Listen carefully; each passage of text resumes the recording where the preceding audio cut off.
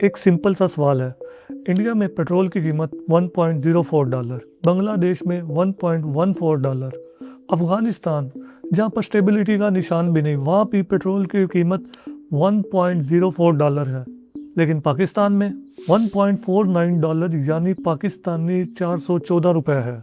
पूरे south Asia में किसी मुल्क में इतनी तेज़ी से प्राइस नहीं बढ़ी जितनी तेज़ी से पाकिस्तान में बढ़ी है। और आप भी सोच रहे होंगे कि अगर ग्लोबल मार्केट में क्रूड ऑयल एक ही रेट पर मिलता है तो पाकिस्तान इतना महंगा पेट्रोल क्यों सेल कर रहा है। और यही वो सवाल है जिसका जवाब ना कोई न्यूज़ चैनल देता है और ना ही कोई मेन स्ट्रीम मीडिया। इसका जवाब सिर्फ डॉलर महंगा होना नहीं, बल्कि इसके पीछे 3 अलग फैक्टर्स छुपे हैं जो मिलकर पाकिस्तान के लिए एक ऐसा इकोनॉमिकली ट्रैप बनाते हैं जिससे पाकिस्तान का आज के टाइम निकलना बहुत मुश्किल है। इस वीडियो में हम सिर्फ शिकायत नहीं करेंगे, बल्कि मैं आपको ऐसे हिडन फैक्टर्स बताऊंगा जो कि आमतौर पर कोई न्यूज़ चैनल नहीं बताता। हम बात करेंगे करेंसी ट्रैप, जिसमें आपको पेट्रोल खरीदने से पहले ही महंगा कर दिया जाता है। गवर्नमेंट टैक्स और लेवी, जिसका आपको नहीं बल्कि डायरेक्ट गवर्नमेंट को ही फायदा हो रहा है। और जियोपॉलिटिकल सप्लाई ब्लॉकेज, जो कि मार्च 2026 से शुरू हुआ था और जिसका सबसे ज्यादा नुकसान अब पाकिस्तान को हो रहा है। अगर आप इस वीडियो के साथ एंड तक बने रहेंगे तो आपको मैं ये श्योरिटी देता हूँ कि ये सिर्फ एक महंगाई नहीं बल्कि एक पूरे के पूरे सिस्टम का फेलियर है। करेंसी ट्रैप 2026 में इंडिया और बांग्लादेश ने एज कम्पेयर टू पाकिस्तान अपनी करेंसी को बहुत ज़्यादा स्टेबल रखा, लेकिन पाकिस्तानी रुपये डॉलर के मुकाबले में पहले 2 महीनों में ही 15% गिरावट का शिकार हुआ। और ये तब हो रहा है जब हमारी neighbour countries as compare to Pakistan economically stable है। लेकिन यहाँ पर एक और लेयर है जो कि आपको सोचने पर और ज़्यादा मजबूर कर देगी।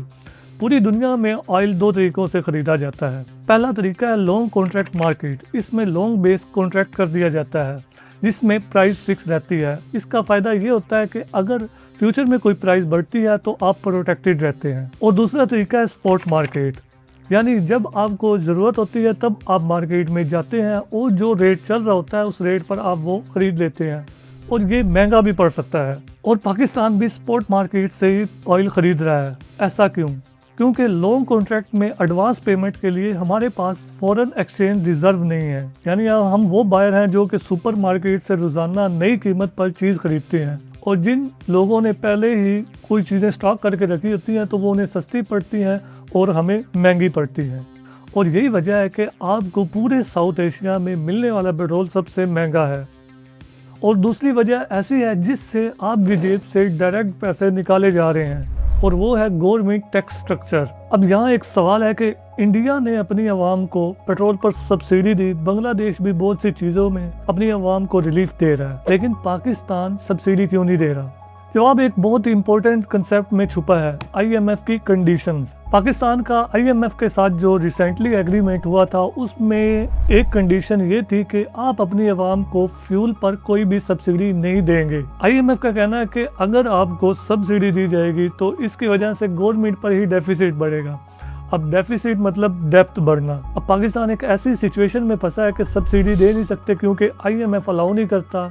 हम टैक्स कम करेंगे नहीं क्योंकि रेवेन्यू चाहिए, और रिजर्व है नहीं तो सस्ता पेट्रोल खरीद नहीं सकते। अब ये सारे का सारा मिलकर एक सर्कुलर ट्रैप ही बनाता है। और इस ट्रैप की वजह से एक और चीज़ होती है जिसे हम हैंड टू माउथ इकोनॉमी कहते हैं। हम इतना पेट्रोल इंपोर्ट करते हैं जितना हमें चाहिए, ना ज़्यादा ना कम। और जब कोई ग्लोबली डिस्ट्रप्शन आती है तो इसका नुकसान डायरेक्ट पाकिस्तान की सप्लाई चेन पर पड़ता है, क्योंकि पाकिस्तान के पास कोई अल्टरनेटिव बफर नहीं। और यही वजह है कि पाकिस्तान में कीमतें बढ़ जाती हैं। एक और सवाल है कि पाकिस्तान का 90% फ्यूल किस रास्ते से आता है? ये उसी रास्ते से आ रहा है जहां पर आज के time Iran America Israel war चल रही है, और इस चीज़ की भी एक्स्ट्रा कास्ट आपकी जेब से ही जा रही है। मार्च 2026 में जियोपॉलिटिकल टेंशन बढ़ने की वजह से बहुत सारी शिपिंग इंश्योरेंस कंपनीज ने अपने रेट बढ़ा दिए। इंटरनेशनल टैंकर कंपनीज ने भी पाकिस्तान के रूट को हाई रिस्क प्रीमियम डिक्लेयर कर दिया। और जब ये टैंकर पाकिस्तान फ्यूल लेकर आते हैं तो इन पर ज्यादा इंश्योरेंस प्रीमियम देना पड़ता है, जिसका मतलब है हायर कास्ट। और ये पैसे कौन देता है? आप लोग। और यहाँ पर पाकिस्तान की जियोग्राफी इसकी वीकनेस बन जाती है। इंडिया के पास दूसरा अल्टरनेटिव रूट भी मौजूद है और बांग्लादेश के पास भी दूसरे कोस्टल ट्रेड रूट डाइवर्सिफाई हैं, लेकिन पाकिस्तान की 90% डिपेंडेंसी इसी रूट पर मुनहसर है। और जब स्ट्रेट ऑफ हार्मोज पर यह जंग शुरू हुई तो इसका डायरेक्टली नुकसान पाकिस्तान को ही हुआ। और पाकिस्तान भी उन मुल्कों में से एक है जो इस जंग की वजह से बहुत ज़्यादा सफ़र कर रहा है। और यहाँ पर एक और पॉइंट है जो मैं आपको बताना चाहता हूँ, स्ट्रेटेजिकली पेट्रोलियम रिजर्व। ये वो तरीका है जिसमें कंट्रीज फ्यूचर में आने वाली कोई डिस्ट्रप्शन को मद्देनज़र रखते हुए अपने पास एक स्टोरेज कैपेसिटी रखती है। यानी किसी डिस्ट्रप्शन की वजह से अगर कोई फ्यूल सप्लाई कट होती है तो उनके पास इतना फ्यूल होता है कि वो कुछ वीक तक सर्वाइव कर सकते हैं। जिस तरह अमेरिका के पास 1 मंथ तक रिजर्व मौजूद होता है और इसी तरह इंडिया के पास भी एक सिस्टम है, लेकिन पाकिस्तान के पास सिर्फ 1 से 2 वीक तक रिजर्व है और वो भी अभी कंफर्म नहीं। अब आपको ये तीनों चीजें पता चल चुकी होंगी, यानी वीक करेंसी, गवर्नमेंट का टैक्स और लेवी और जियोपॉलिटिकल टेंशन। मई 2026 का मंथ भी पाकिस्तान की इकोनॉमी के लिए बहुत ज़्यादा चैलेंजिंग है, लेकिन यहाँ पर कुछ फैक्ट्स हैं जो कि एनालिस्ट शेयर करते हैं कि जून 2026 में अगर ये टेंशन कम होती है तो इंश्योरेंस कंपनी भी अपना रिस्क प्रीमियम कम कर देंगी, जिसका पाकिस्तान को फ़ायदा होगा। अगर पाकिस्तान अपनी supply chain route central Asia या रशिया के साथ बनाना शुरू कर देता है तो इस वजह से पाकिस्तान की डिपेंडेंसी काफ़ी हद तक एक रूट पर रिड्यूस हो सकती है। अगर पाकिस्तानी गवर्नमेंट का IMF के जरिए कोई ऐसा एग्रीमेंट होता है जिसमें आवाम को रिलीफ मिल जाए तो इसका डायरेक्ट कंज्यूमर को बहुत ज़्यादा फ़ायदा होगा। लेकिन एक इंडिविजुअल के तौर पर आप क्या कर सकते हैं? मेरा तो यही मशवरा है, या तो आप अपने एक्सपेंस कम कर दें या तो आप अपनी इनकम बढ़ा दें, इसके अलावा और कोई रास्ता नहीं। इस वीडियो में मैंने आपको तीनों चीजें एक्सप्लेन करने की कोशिश की है, currency trap, tax trap, geopolitical blockage. ये तीनों कोई अलग अलग इशू नहीं बल्कि एक इंटरकनेक्टेड सिस्टम है जो पूरा मिलकर पाकिस्तानी इकोनॉमी को कमजोर कर रहा है। होपफुली आपको ये वीडियो अच्छी लगी हो। अगर आप इसी तरह की बिजनेस और डॉक्यूमेंट्रीज वीडियो देखना चाहते हैं तो आप हमारे चैनल को सब्सक्राइब कर सकते हैं।